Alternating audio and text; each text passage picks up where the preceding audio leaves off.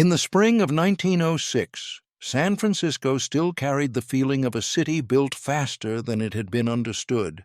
It climbed its hills with the confidence of youth and laid its streets like a wager beside the bay. Along the waterfront, the night crews were finishing their work. Ferry lights trembled on black water. Inland, Market Street waited in its long, straight line, and behind it, the neighborhoods sat close together, brick beside timber, prosperity beside poverty, all of it perched on ground that had once been marsh. Before dawn on April 18th, most lives were still ordinary. A baker checked an oven and thought about the next batch. A clerk turned once in bed, annoyed by the chill that always returned before sunrise. In the wooden districts south of Market, the rooms were narrow, the stairwells steep, the lamps still burning low. In the newer blocks of stone and steel, guards made their quiet rounds and listened to the city breathing. It was the calm of routine, the kind a person forgets to be grateful for until it is gone. Then, at 5:12 a.m., the ground changed its mind. For many, the first sensation was a rolling, as if the street had become the deck of a ship. Houses groaned, glass leapt from shelves. The air filled with a hard clatter, nails, dishes, frames, and the sudden percussion of 1,000 small objects losing their right to stay put. The shaking rose, paused, then surged again, and in that second surge, the city began to break along lines it had never bothered to respect. Brick facades split open like cracked pottery. Chimneys toppled through roofs, cornices and parapets fell into the streets, and the narrow lanes that had always felt cramped now felt trapped. In some places, the ground heaved so sharply that rails bent and pavements buckled, as if the city were trying to throw itself off its own foundations. When the motion stopped, a new silence fell, thicker than the old one.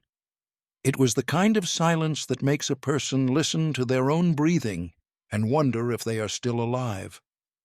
Then came the sounds that follow realization. People calling names, doors slamming, feet on stairs, the distant collapse of something heavy. In kitchens and shops, in basements and back rooms, small fires were already starting, fed by spilled fuel and broken gas lines. They did not look like the end of a city. They looked like the sort of trouble a city solves every day. But the first men who ran toward the smoke carried an expectation that would betray them. They reached for hydrants and found only a dry cough, a hollow rattle, nothing. Beneath the streets, the great web of water mains had been cut in a dozen places at once, and as the morning light arrived, it did not reveal safety. It revealed a city with flames in its hands and no water left to bargain with. At first, even that truth was too large to hold. The mind reaches for familiar shapes in an unfamiliar world. A man in a nightshirt stood in the street and insisted it had been only a heavy wagon passing, as if he could scold the earth back into obedience. A woman clasped a child to her chest and laughed, not from joy, but from the shock of having survived the thing that had tried to remove her. In the financial district, watchmen stared at walls that now leaned with the subtle wrongness of a drunk, and they tried to decide whether to run or to guard what was already lost. There were aftershocks, quick and spiteful, like the earth clearing its throat. Each tremor made people flinch and then harden. Every second that passed without another great blow felt like permission to act. The city began to move. Men pried open jammed doors and lifted beams. Neighbors formed silent lines and passed bricks hand to hand. Clerks carried ledgers out of offices that smelled of plaster dust and gas. On the sidewalks, the newest and strangest commodity was information. Everyone wanted a sentence that would tell them where the damage was worst, where the fires were, whether the bay had risen, whether the bridges had fallen, whether the world beyond the hills still existed. Some people insisted they had felt a foreshock about 20 seconds before the main shock, a warning too brief to use for anyone. Later measurements said the strong shaking lasted less than a minute. To those standing in the street, it felt longer, as if time had slipped and snapped back. In the headquarters of the fire department, that appetite for certainty met a brutal absence. The chief engineer, Dennis Sullivan, had been badly injured when the building beside his quarters collapsed. In the hours that followed, as the city's fires multiplied, the man who had known the department's arteries and limits lay wounded, and the chain of command bent under the weight of a disaster too large for any plan that had been written for ordinary days. Firehouses were damaged, horses were killed, equipment was trapped beneath fallen walls. The men who could still run ran anyway. Sullivan, the injured chief engineer, had been one of the few men in the city who had worried aloud about fire after an earthquake. He had argued for an emergency water system separate from the regular mains, a reserve designed for the day when pipes would break. Now, as he lay hurt, his warning became prophecy. He would die days later, and the department would carry not only the loss of a leader, but the bitter knowledge that the city had ignored the very measure that might have saved it. At the edges of the city, the earthquake had done something that the eyes could not immediately see. It had tugged at the seams between rock and fill, between old shoreline and new ambition. Where streets had been built over former marsh, the ground had softened and buckled. A city that had always been proud of its straight lines now found those lines kinked and broken. The very map of San Francisco seemed to have been folded and creased. The first fires did not announce themselves as monsters. They began as domestic errors: a stove lit in a damaged kitchen, a lamp knocked over in a boarding house, a chimney cracked just enough to leak flame into dry timber. In the downtown warehouses, chemicals spilled and met sparks. In machine shops, oil ran across floors like dark water. Gas lines hissed in basements, invisible, steady, patient. When the fires caught, they did what fire always does in a crowded city. They found the easiest path. They climbed stairwells like vines. They ran under eaves. They jumped from roof to roof on the wind. Later, when people tried to explain how so many fires could erupt at once, they returned to ordinary scenes. A woman lighting a stove to cook breakfast, unaware that the chimney had cracked. A lantern tipped in a boarding house. A gas leak meeting a spark in a cellar. The names people gave these blazes sounded almost comic against the scale of the ruin. Yet that was the truth the disaster insisted on. A modern catastrophe can be built from domestic habits when the systems that contain them fail. The wind was a quiet accomplice that morning. It did not howl, it simply leaned, persistent, from west to east, and it turned each small blaze into a messenger. By mid-morning, people began to understand that the earthquake had been only the opening sentence. The main story was being written in smoke. A fireman at a corner hydrant watched the last of the pressure die. The hose sagged, heavy and useless. He looked down the street and saw, block after block, a city made of fuel, tar roofs, lumber yards, warehouses packed with cloth and paper, basements full of gas. He did not need theory to understand what it meant. San Francisco was on fire, and the city's water had been cut at the knees. The alarms began to ring in patterns that would have been absurd in ordinary time. One bell, then another, then a cascade. Calls came in from every direction, but the answers were slow. Brick had poured into the streets, rails had bent, horses lay dead in harness. Crews dragged hoses across rubble, tried cisterns and wells, tried buckets and wet blankets, and discovered again and again the same humiliating fact. The mains were broken. The city's leaders also began to move, and here, too, the disaster revealed something about San Francisco that had been true all along. It had always been a place where authority and improvisation lived together uneasily. The mayor, Eugene Schmitz, was a young man with a performer's confidence and a politician's instincts. The earthquake did not give him the luxury of patience. In the same morning, he was asked to prevent panic, prevent looting, coordinate relief, and save a city that was already burning. Across town, at the Presidio, Brigadier General Frederick Funston was shaken awake like everyone else. He did not wait for formal permission that might never arrive in a broken city. He ordered troops into the streets to guard federal property and assist in keeping order, and before the day was out, soldiers in uniform would become as common a sight in ruined San Francisco as firefighters. Some people would later call this decisive. Others would call it dangerous. In the moment, it was simply what happens when a city's normal nervous system fails and another one steps in. Soldiers and police formed patrols. Special deputies were sworn in by the thousands. With the military presence came a hard proclamation authorizing deadly force against looters. In calmer times, the words would have sparked debate. In a city where smoke blotted out the sky and communication was failing, they were treated like a tourniquet. Still, rumor moved faster than any patrol. People whispered of waves in the bay, of reservoirs collapsing, of hospitals burning. In a disaster, the boundary between plausible and impossible becomes thin. By early afternoon, the fires found their stride. The financial district, with its proud stone buildings and thick vault doors, learned that stone can hold heat and vaults can become ovens. Hotels that had glittered the night before became furnaces. The smoke turned day into a bruised twilight, and the city began to understand that the quake had been the match, not the blaze. Market Street became a corridor of flight.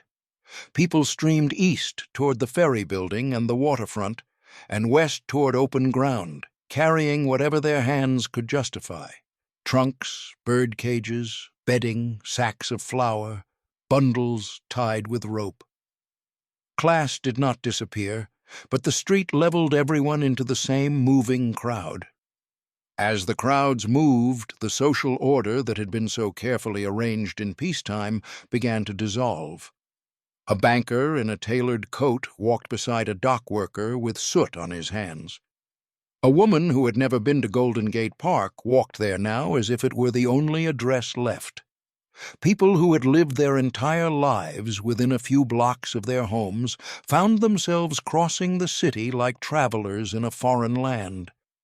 Some people did not move at all.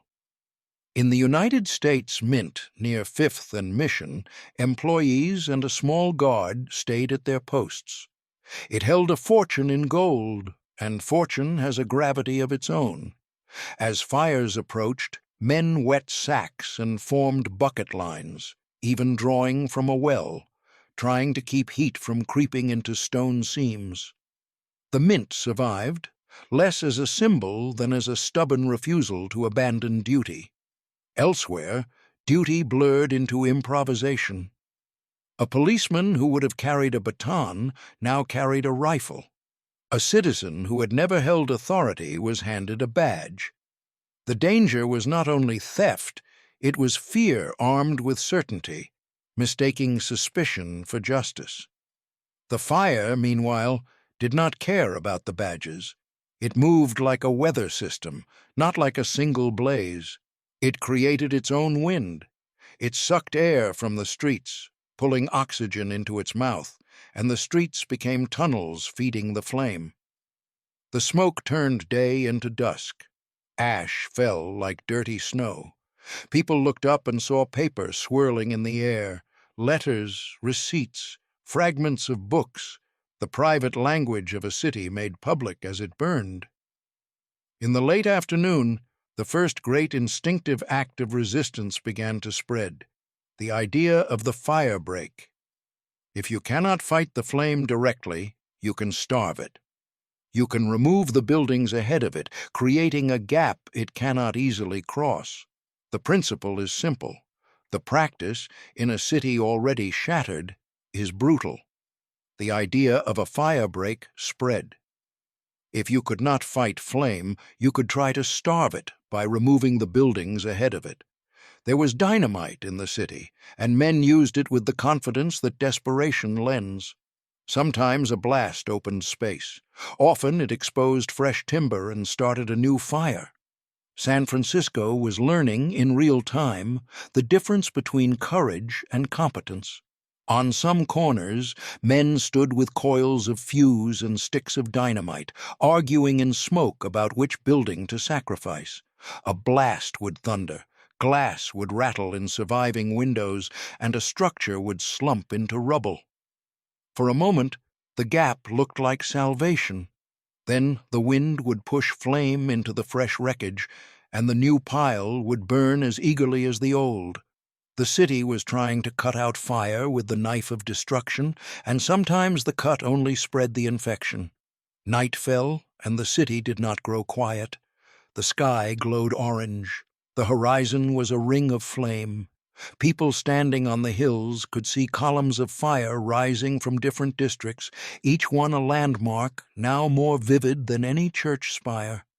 For a time, the city felt like a furnace built at the edge of the bay, and the bay itself reflected the fire, doubling it. On Nob Hill, where the mansions of the wealthy had looked down on the city like a private balcony, the flames approached with an indifference that felt like insult. Those who lived there had been promised, by money and elevation, a kind of safety. Now they watched their wealth become tinder. The great hotels, symbols of San Francisco's claim to be a world city, began to burn. People fled down the slopes with trunks and servants and whatever could be pulled. The hill that had been a display became a route of escape. In the lower neighborhoods, the destruction was less theatrical, but more intimate. Entire blocks of wooden homes went up quickly, leaving families standing in the street with the sudden knowledge that the things they had built over decades could disappear in an hour. In the south of Market District, crowded with working people, boarding houses, and small factories, fire moved through a density that had always been hidden behind the word housing. The earthquake had cracked the city's social skeleton. The fire now stripped the flesh from it. By the second day, April 19th, the disaster had acquired the pace of a campaign. The fires were no longer scattered troubles. They were fronts. The defenders were no longer only firefighters.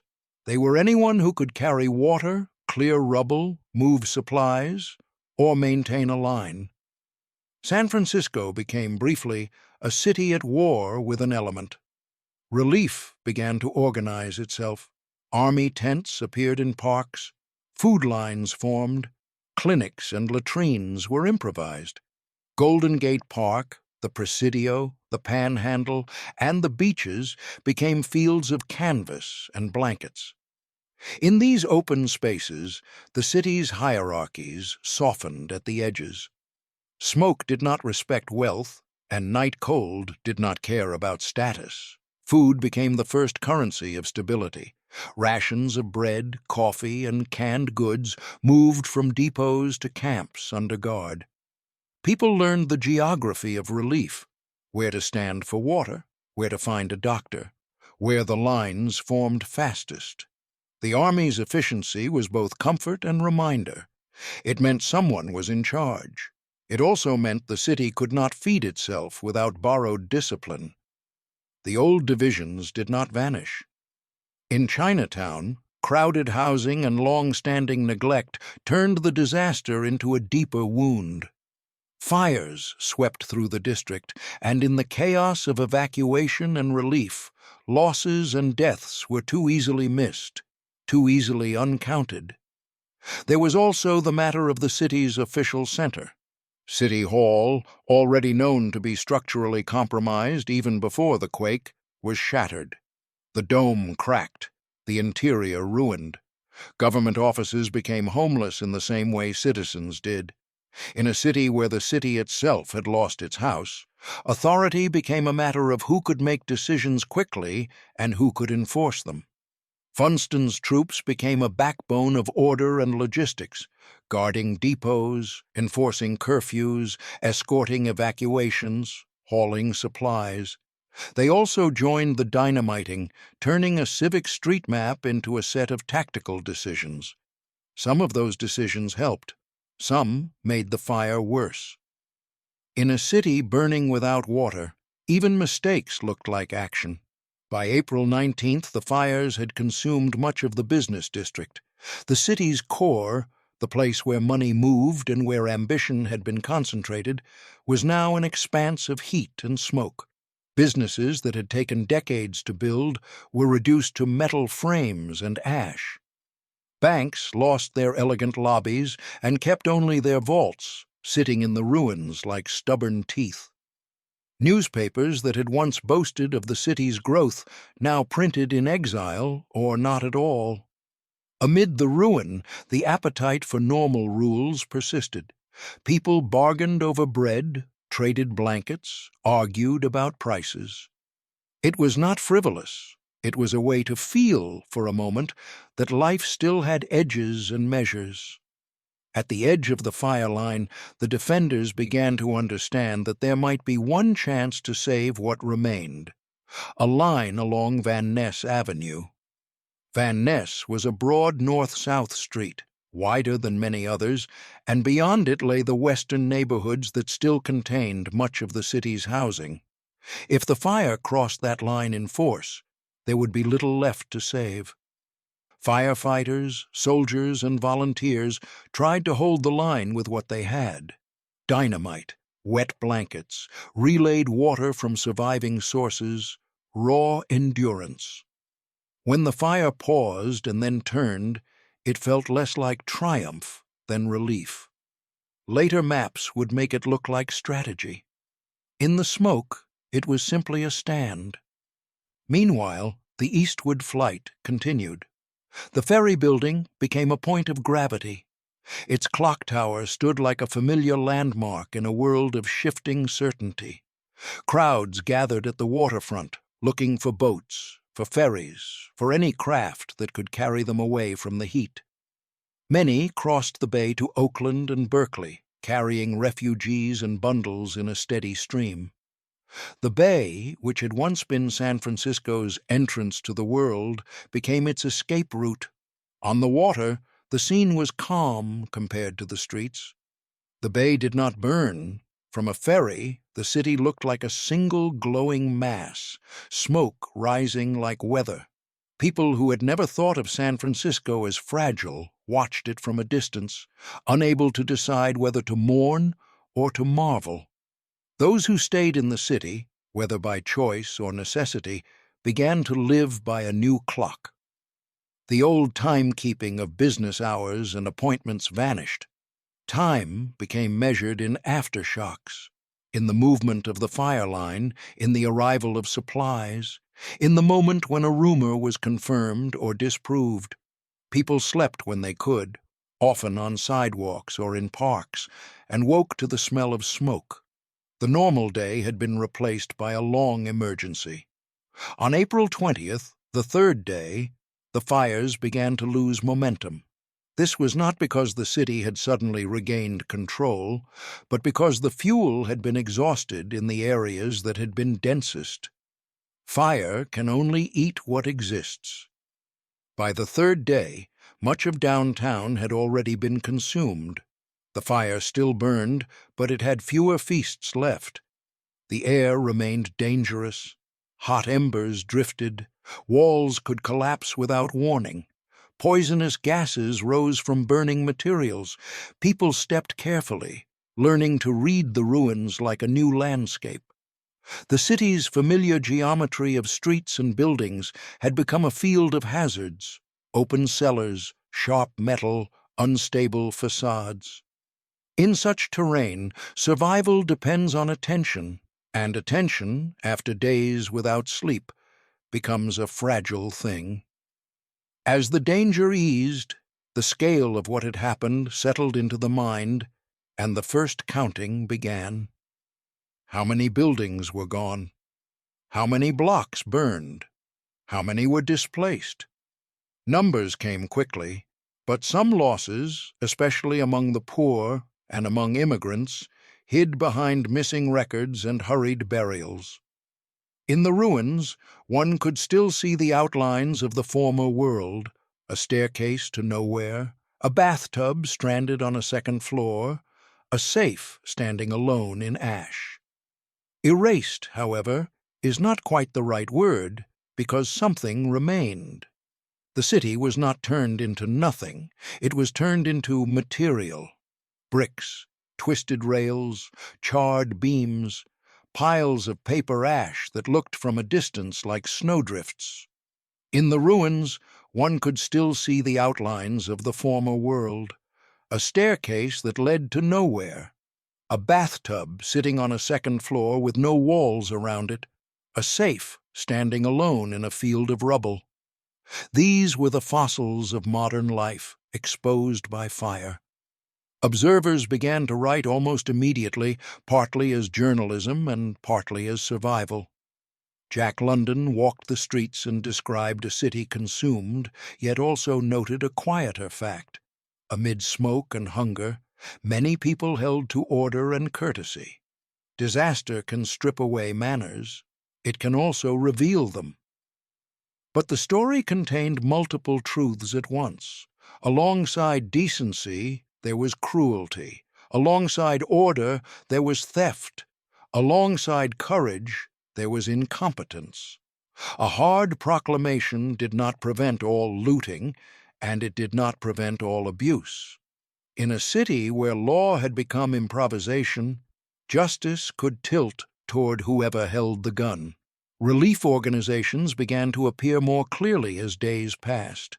The Army coordinated food distribution, charitable groups collected donations from around the country, trains brought supplies, doctors set up clinics. The city's elite, some of whom had lost their mansions, still had connections, and those connections were used to move aid. Churches opened their doors. Private citizens cooked for strangers. A city is not only buildings, it is the habits of people living together. And those habits, though strained, did not disappear. Sanitation became an urgent concern. Thousands of people living in tents can produce disease as quickly as any fire produces smoke. Waste had to be managed. Water had to be secured. Food had to be protected from contamination. The earthquake and fire had begun as a spectacle of destruction, but now they became a test of administration. A city that could not keep its refugees from sickness would lose lives long after the flames were out. The camps became temporary neighborhoods with their own rules: tent streets, laundry lines, assigned rations, patrol routes. A tent became an address. In the middle of a modern city, life briefly returned to older forms. The business of the city, too, began to relocate. Merchants set up makeshift shops in surviving neighborhoods. People sold supplies from carts. A man with nails and boards could do good business. A woman who could cook could do good business. The economy, like a plant, sent out new shoots wherever there was light. There is a kind of stubbornness in commerce, a refusal to accept that a market can be burned away completely. As relief stabilized, rebuilding became the next struggle. Rebuilding is never only engineering. It is ownership and memory and power. Would streets be widened as planners dreamed, or rebuilt as they were, as owners demanded? Would new standards be enforced, or would speed win? Even the location of Chinatown became a political question, as some tried to use the ruins to move a community they had long resented. On paper, the destruction offered an opportunity. Visionaries imagined a more orderly San Francisco, with broad boulevards, grand civic centers, and modern infrastructure. But on the ground, The city was a patchwork of owners, each with claims, each with losses, each with urgency. A city can be redesigned only if the people who own it agree to be redesigned, and agreement is rare when money is at stake. Planners spoke of using the ruins to remake the city, and Burnham's grand vision gained new urgency. But ownership fought back. Most streets returned in their old lines because plots had owners, and owners had lawyers. Still, some ambitions survived in new civic buildings and wider corridors that rose from the ash. Insurance became one of the hidden engines of the recovery. Earthquake shaking was commonly excluded from standard policies, but fire was covered, and in 1906 the fire did most of the destroying. Insurers faced a choice: deny and invite ruinous conflict, or pay and risk insolvency. Many paid. Money flowed into rebuilding, and the disaster's smoke reached into global finance as surely as it had reached across the bay. The insurance story was not clean. Clauses were parsed, losses argued as fire or shaking, and anger pooled on both sides. Still, enough money was paid, and paid quickly enough, that reconstruction did not freeze into permanent ruin. But money does not rebuild a city by itself. People do. Work crews poured in. Lumber arrived. Temporary shops appeared in surviving districts. Families rebuilt not because it was inspiring, but because a family without a home cannot wait for a perfect plan. Construction began almost immediately in areas that had survived. Temporary structures went up. Lumber arrived in huge quantities, streets filled with wagons carrying bricks and boards. Laborers found work amid the ruins. For many, rebuilding was not a civic project, but a personal necessity. A family without a home cannot wait for the perfect city plan. A merchant without a shop cannot wait for a boulevard. The blunt lesson was water. The broken mains had turned a fire into an apocalypse. Before the quake, Chief Sullivan had urged an independent emergency water supply for firefighting. After 1906, it became unavoidable. San Francisco built a separate high-pressure firefighting network designed to draw from reservoirs, tanks, and the bay itself, so that the next time the ground moved, the hoses would not go dry. When the emergency firefighting water system was finally built, it was not a single pipe, but a second circulatory system. High-pressure mains, cisterns buried in streets, suction points for drawing bay water, pump stations designed for crisis, even fireboats as floating engines. It was expensive, unglamorous, and exactly the kind of infrastructure a city postpones until disaster makes postponement impossible. Builders also learned, unevenly and reluctantly. Unreinforced masonry had shattered. Timber had burned like a gift to flame. Engineers pushed for stronger frames, better ties, and foundations that respected soil, not wishful thinking. Codes changed, sometimes ahead of memory, sometimes behind it, but the direction was clear. The city could no longer pretend the earth was stable. Geologists traced the rupture of the fault for miles, measuring offset fences and shifted roads. From the wreckage came a clearer understanding of how strain builds and releases, how the crust stores motion and then repays it in seconds. To the tent camps, such science was distant. To the future, it was a warning written in measurements. By summer, the tent cities thinned. Some people moved into small relief cottages. Some left the bay for good. Many returned to the ruins and began again. Within a few years, new buildings rose where ash had lain, and the city resumed its work as the great port and marketplace of the Pacific coast.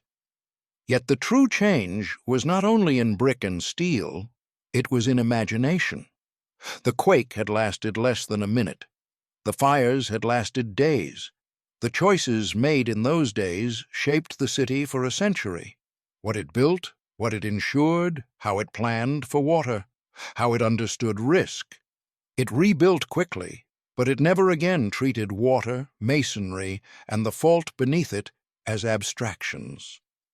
In the spring of 1906, San Francisco had seemed permanent, a confident city leaning into the future. On April 18th, it learned how thin that confidence could be, and when the last embers cooled, the city faced the hardest task of all, not fleeing, not fighting, but beginning again on ground that had already shown its power.